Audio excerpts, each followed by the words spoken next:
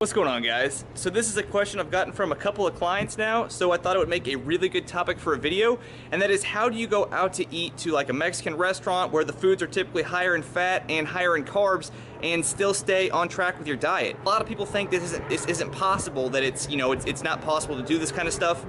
And I just want to give, some tips and advice for this kind of stuff that I do when I go to a place like this, to show that yes, it's definitely possible, especially if we just make a couple little modifications and take a couple things into consideration whenever we're choosing our foods. Let's head into the restaurant and grab our foods.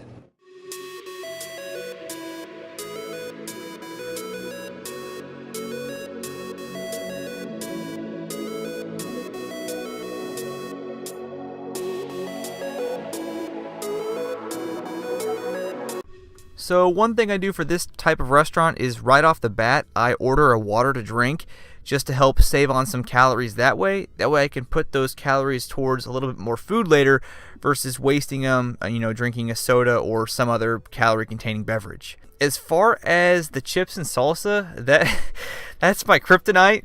So I either have two strategies. Either one, I will portion out just one serving of chips, which is about 8 or 9 chips. So I'll take, just an average handful, and I'll portion out a handful of chips, and I'll say no more.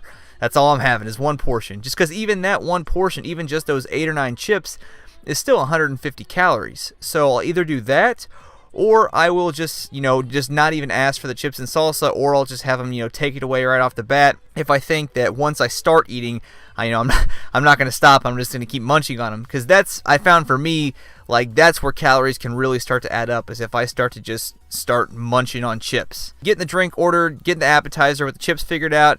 After that, my strategy for restaurants like this, Mexican, Chinese, Italian, where you can come across dishes where a lot of stuff is mixed together, it can become very difficult to tell what is in that dish, because the chef, they don't really care about all the added fats, all the added sugars and stuff. They only care about, how your food's going to taste. So in these mixed dishes, it can be really hard to spot out if there's an extra couple tablespoons of olive oil, or if there's some added sauces and added sugars that you might not see. So my first strategy would be to stick with simpler foods. So foods where you can kind of see where stuff is portioned out, and where foods are a little more separated, and they don't have all the sauces. They're not like, enchiladas and stuff where you can't necessarily see, what's going into the sauce. So you'll see here I got some chicken fajitas. It works really nicely with fajitas because everything is portioned out. You have your protein, you have your carbs, you have your veggies. And in terms of the chicken fajitas, one quick note is these green peppers, the onion, just the vegetables. Some restaurants cook those with added oils, some don't. This one in particular drizzled what was called some sort of butter sauce on there. So I just asked the waitress if I could get the vegetables without the butter sauce, and just get it cooked with no oil. So again, just saving on some easy calories that I'm not going to miss out on, because they're still going to taste good mixed with everything else anyway. So I wouldn't really have even noticed if the butter sauce was added on. So just cutting that added oil off right away saved on some calories. Another tip I do is, because the protein source, I got chicken fajitas.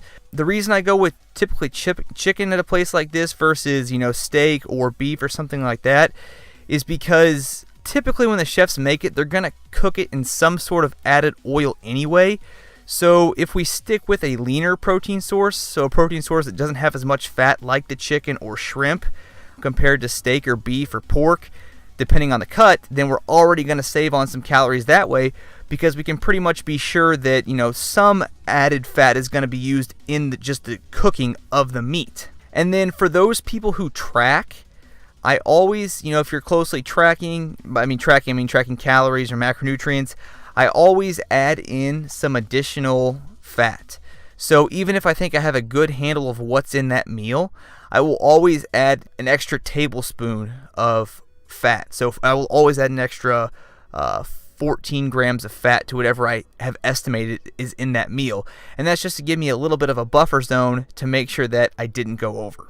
Obviously, what you will order will be dependent upon your specific goals, your caloric needs, the types of foods that you personally like.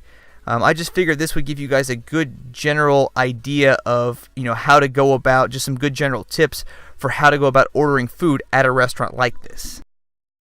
See, I haven't moved yet, but I thought this would be the perfect place to go ahead and film the outro. So if you did like this video, if you like this style of content, the topic, just go ahead and hit the like button below so I know what type of content to create in the future. Also be sure to subscribe so you don't miss out on any new information coming out, and share this with a friend or on one of your social media platforms so we can help the channel and our community to grow. I'll see you guys in the next video.